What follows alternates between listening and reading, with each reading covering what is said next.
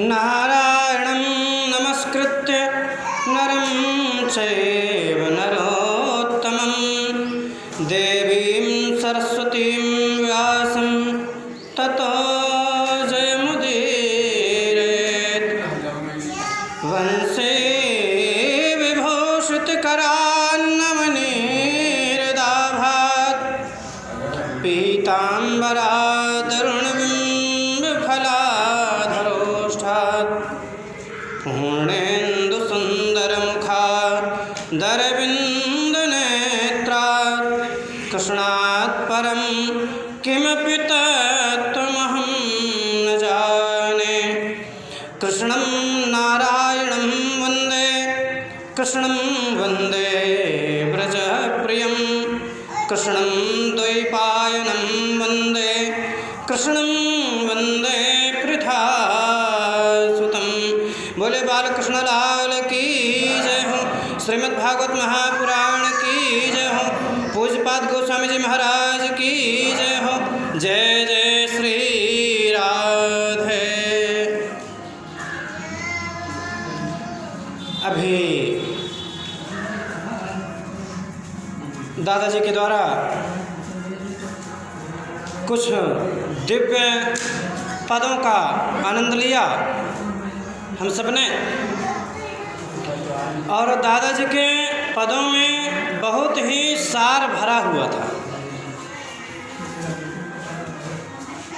गंभीर सार था। समझ में शायद कुछ ही सौभाग्यशाली लोगों को आया होगा, लेकिन हाँ, दादाजी के पद बहुत सार गर्भित हैं। समझने पर सुनने पर ही थोड़ा सा। और इसके पहले हमारे माननीय पंडित जी के द्वारा आनंद लिया हम सब ने। मनु शतरूपा भगवान से वरदान मांग लिए। मांगने में बहुत संकोच कर रहे थे, और यहाँ पर अगर ध्यान दिए हों, भगवान के अंतर्यामी होने का प्रमाण भी साक्षात उपलब्ध है। वैसे तो प्रत्यक्षम किम प्रमाणम, भगवान के लिए किसी प्रमाण की आवश्यकता नहीं है, लेकिन जो कुछ ऐसी मानसिकता वाले हैं उनके लिए इस पंक्ति में बहुत ही साक्षात प्रमाण है। क्या प्रमाण है?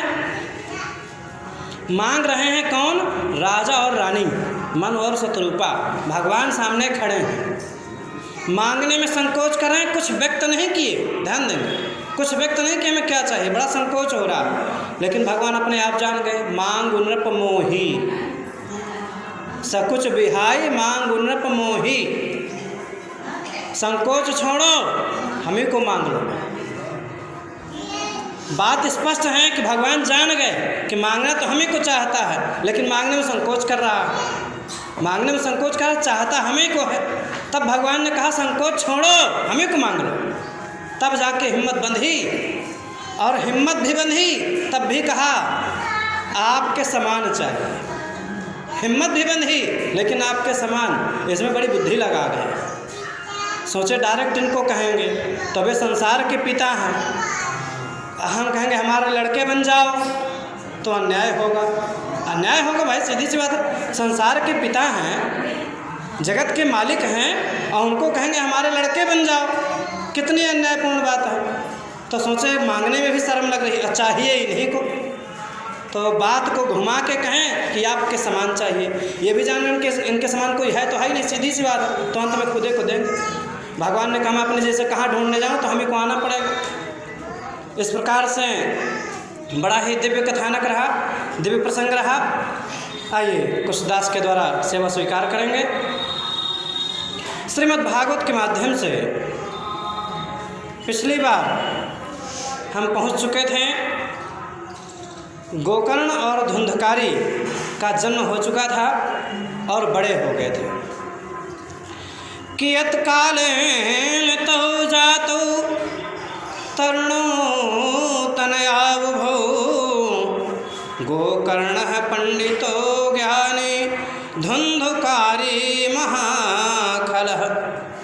कियत कालेन तौ जातौ, समयांतर में, कुछ समयांतर के बाद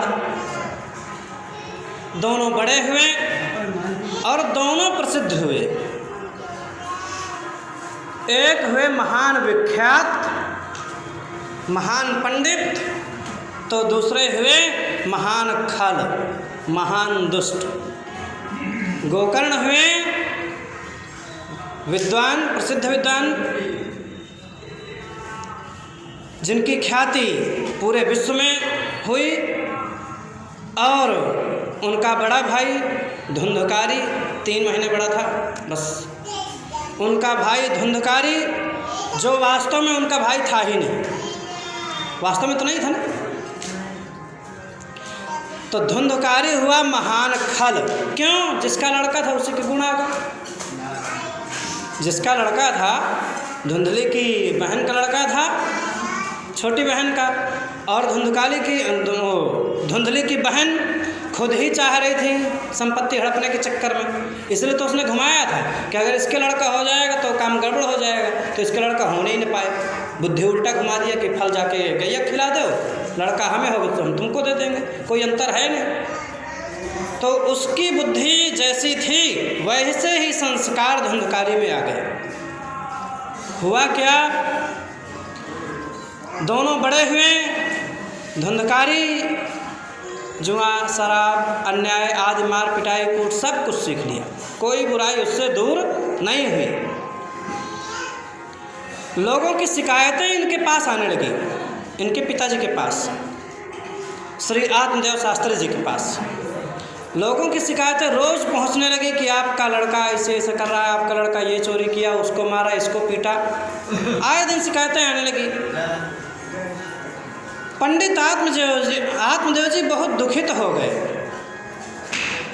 ग्लानि हो गई कि इससे अच्छा तो लड़का ना ही होता तो ज़्यादा अच्छा होता। रोज़ शिकायत आ रही है, हमारा नाम बदनाम कर रहा है। अब पंडित आत्मदेव जी बहुत बड़े विद्वान थे। इनके पिता धुंधकारी जी के पिताजी पंडित आत्मदेव शास्त्री, बच्चों, पंडित आत्मदेव शास्त्री प्रसिद्ध विद्वान थे, द्वितीय भास्कर, विद्वानों में भास्कर की तरह पूजे जाते थे। लेकिन अब इनके लड़के की जब शिकायत रोज़ पहुंचने लगी धुंधकारी की, तो परेशान हो गए, इतने दुखी हो गए, इतने दुखी हो गए कि एक दिन इस कारण से कि हमारे लड़का क्यों है, प्राण त्यागने निकल चले। कहा कहाँ जाऊँ, क्या करूँ, किससे बताऊँ, लगता है इससे अच्छा आत्महत्या करके मर जाऊँ, न देखूँगा न लगे न सुनूँ। तो इनके पिताजी पंडित आत्मदेव जी मरने के लिए घर से निकल चले। बड़े ही ध्यान से आनंद लेंगे थोड़ा इन बच्चों को शांत करते हुए। अब पंडित आत्मदेव जी मरने के लिए, किस कारण से मरने के लिए? धुंधकारी लड़का क्यों है, आज संतान क्यों है? पहले मरने निकले थे, संतान नहीं थी, आज फिर मरने निकल रहे हैं, संतान क्यों? यही हाल होते हैं। जैसे घर से निकलने वाले थे, इनके विद्वान पुत्र श्री गोकर्ण जी, जिनमें बहुत अच्छे संस्कार थे। गोकर्ण जी कहा जाए तो साक्षात भगवान के अंश ही थे। गोकर्ण जी पिताजी को रोक लिया, कहा है पिताजी आप ये बताइए जा कहाँ रहे हैं? बोले मैं जा रहा हूँ जंगल। कहा किस लिए? कहा जा रहा हूँ प्राण त्यागने। बोले क्यों? पिताजी बताएं ये लड़का क्यों है, मैं इस लड़के से बाज आ गया हूँ, न सुनूंगा न रहे। तो गोकर्ण जी ने एक प्रश्न किया, पिताजी एक बात बताओ, दुनिया में सुखी कौन है? हाँ सुखी तो तमाम है, अगर माना जाए लोगों की दृष्टि में है सुख, वास्तव में सुख संसार में है ही नहीं। गोकर्ण जी कहते हैं न चेन्द्र से सुखी किंचन न सुखी चक्रवर्ती न। हे पिताजी, न तो इंद्र सुखी है, न चक्रवर्ती राजा सुखी, न सम्राट सुखी है, संसार में कोई सुखी नहीं है। धनहीन कहे धनवान सुखी, धनवान कहे सुख राजा कुभारी, राजा कहे महाराज सुखी, महाराज कहे सुख इंद्र कुभारी। इंद्र कहें चतुरानन को सुख, ब्रह्म कहें सुख विष्णु को भारी, श्री तुलसीदास विचार कहें हरि भजन बिना सब लोग दुखारी। संसार में कोई सुखी है ही नहीं। ये बात पिताजी को उनके समझ में आ गई। गोकर्ण जी की ये बात पिताजी की समझ में आ गई। आत्मदेव जी के पिताजी कहने लगे तो मैं करूं क्या, मेरा संसार में मोह तो नहीं रह गया। पंडित आत्मदेव जी गोकर्ण से कहना, गोकर्ण लड़का है, ध्यान देंगे। पिताजी कह रहे हैं मैं करूं क्या पुत्र, मुझे ये तो बताओ। माम उद्धर दया निधे, इस शब्द से स्पष्ट है पिताजी ने पुत्र गोकर्ण की शरणागति ग्रहण कर ली। माम उद्धर दयानिधे, हे दयानिधि, हे दयानिधि पुत्र गोकर्ण मुझ पर दया करो और मेरा उद्धार करो, मैं करूं क्या। जब गोकर्ण जी के पिताजी ने दयानिधि कहकर अपना संपूर्ण समर्पण करने की कोशिश की, समर्पण कर ही दिया और कहा मैं करूं क्या, मुझे ये तो बताओ, मेरा संसार में मोह नहीं लगता। तब गोकर्ण जी ने बड़ा ही दिव्य उपदेश दिया है, मात्र 2 श्लोकों में। और ऐसा लगता है मानो 2 श्लोकों में गोकर्ण जी ने संपूर्ण शास्त्रों का सार ही समेट दिया, संपूर्ण श्रीमद् भागवत, संपूर्ण 18 पुराणों का सार समेट दिया। वो उपदेश बड़ा दिव्य है, प्रसिद्ध है गोकर्ण गीता के नाम से। आइए उन 2 श्लोकों का पहले आनंद लेंगे, उसके बाद उसकी व्याख्या में। देहे स्थिमांस रुधिरेऽभिमतिं त्यजत्वं, जाया सुतादिषु सदा ममतां विमुञ्च, पश्यानिशं जगदिदं क्षणभङ्गनिष्ठं, वैराग्यरागरसिको भवभक्तिनिष्ठः, धर्मं भजस्व सततं त्यज लोकधर्मान्, धर्मं भजस्व सततं त्यज लोकधर्मान्, सेवस्व साधु पुरुषान् जहि काम तृष्णाम्। गोकर्ण जी ने कहा देहे स्थिमांस रुधिरे अभिमतिं त्यजत्वम्।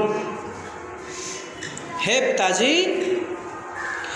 आप इस शरीर में देहे स्थिमांस रुधिरे, जो अस्थि मांस मज्जा आदि से विनिर्मित हैं, इस देह के प्रति मोह त्याग दो।